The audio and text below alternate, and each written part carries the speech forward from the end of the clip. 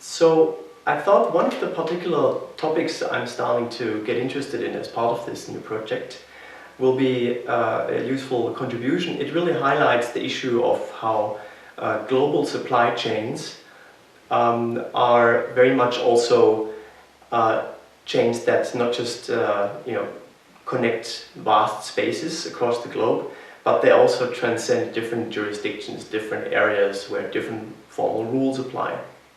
And in this particular case, I'll talk about a little bit how sometimes avoiding these rules from one jurisdiction to the other is actually part of the profitability or the logic of supply chains. Maybe not officially, but certainly it seems unofficially. So the case I'll talk about is taking us to Southern Africa, the area of my expertise. It involves actually 3 countries: Namibia, Zambia, and the Democratic Republic of Congo. Now, most people have a map of Africa on their body, because most people have a left hand. And if you look at my left hand, Namibia is just down here on the southwestern coast of Africa, just above South Africa. And when you go a bit further inland, there's Zambia, and a little bit further along there is the DRC. Conveniently, my wedding ring is in exactly the place where the richest copper deposits on the African continent are located. And this is really actually what the story is about in a way. So what we have going on here is there is a transport route, and this is of course the object I'm actually researching on as part of the new project. And this transport route was officially completed in the year 2004. The moment of completion really was the cutting of the ribbon of a new bridge, a new piece of infrastructure that crosses the Zambezi at the border of Namibia and Zambia. So this new asphalt road, which is in pretty good condition in most parts at the moment, connects the area of the copper deposits in the Katanga region of DRC and the so-called copper belt of Zambia, taking us back pretty much to where my ring is. Okay, and those copper deposits are then extracted by various mining companies, and they have been for over a century, and they are transported to various ports for overseas export. One of these ports is the port of Walvis Bay, the main harbour of Namibia, so it takes us back here to the coast.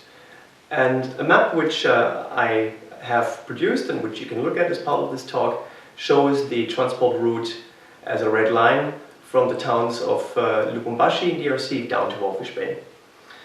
Now, along this route, as a little sort of sidetrack actually, is the town of Tsumeb in Namibia. And this town is particularly interesting because it's both the site of a former mining operation. It was a very, very rich mine, mostly copper, but all kinds of minerals were there. Now this place is pretty much exhausted, the mine is exhausted. However, as part of the mining operation, there has also been a smelter operation for almost a century. So refining the ores into things like, for example, blister copper. This is a particular sort of refinement stage of copper. It's not quite high grade yet enough for industrial production, but it's pretty good. What's going on there currently, and what really interests me, is that this smelter has had some pretty serious economic problems. It wasn't profitable for quite a while. It's been recently acquired by a Canadian-based mining conglomerate called Dundee Precious Metals. And this company has reinvented how to make this smelter profitable. What they're doing is they're bringing a certain kind of ore with trucks along this transport route that I'm talking about from DRC through Zambia to Tsumeb in Namibia, and then they put that stuff in the smelter.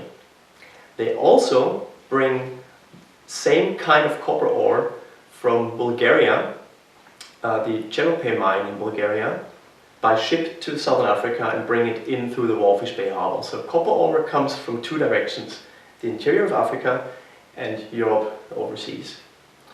Now, why do they do that, and how could that be profitable? The reason why they do it is because the ores from 2 destinations have the same quality, which means in this case they have a very high content of arsenic.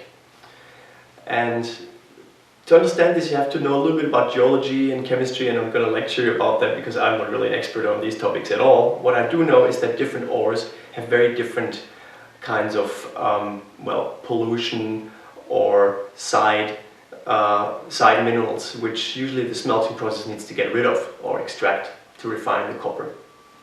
So in this case, this particular ores which are coming from these two destinations both have the same kind of arsenic pollution. And it takes a very particular kind of smelter to get that out. It takes a particular kind of smelter technology. Now, the problem with doing that in Bulgaria is that actually EU environmental regulation prohibits this process to be done inside the EU's boundaries because it produces too many side pollutants. So what they're doing now, what Dundee Precious Metals is doing, is they're bringing it to Africa, to Namibia, where they have a local ore and they have a local smelter facility which can handle it, and also environmental regulations that seem to be not quite so strict. Apart from not being so strict, there's also the issue that the town of Tsumeb, because it's such an old mining town, already is quite polluted. So there's all kinds of stuff already in the soil that is from 50 years ago, 100 years ago perhaps even. It's very difficult therefore to figure out, is the pollution that is going around there, are the respiratory diseases that people have increasingly in the area, are they because of old pollution or because of new pollution? And because there's nothing much else going on anymore in Tsumeb these days than the smelter, because the mine is empty. Of course, all the authorities are very much vested in the idea that the smelter continues operating. The town council wants this to continue, otherwise there would be complete unemployment. And there are also high-level connections with the Namibian government involved. So everybody is kind of really interested to keep this thing going. So it keeps going. Now, one of the stories that is being told about not just how this is supposed to be less environmentally problematic, but also even more profitable, is that the arsenic is supposed to be captured and not just dumped as toxic waste. It's supposed to be captured by a new facility that liquefies it and transforms it into a type of arsenic that can be used onward for other kinds of industrial processes. For example, the refinement of uranium into yellow cake. Namibia also produces uranium, so the substance in the refinement process, which is basically a waste substance from the refinement of copper, is very much needed inside the country. So what they're planning right now is to get this new facility up and running. It's already up and running, they say, but it's not quite 100% running, actually, I've heard when I was there last August.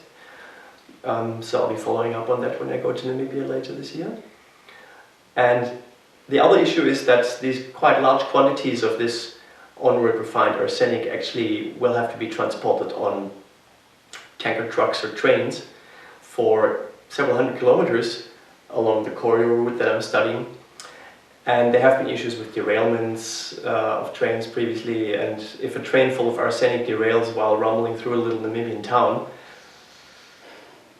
things can get pretty nasty. So, this is really a story that I'm watching carefully. And just to take you back, to come full circle with the story, so this is an example of one particular part of the global supply chain of the production of copper and certain byproducts.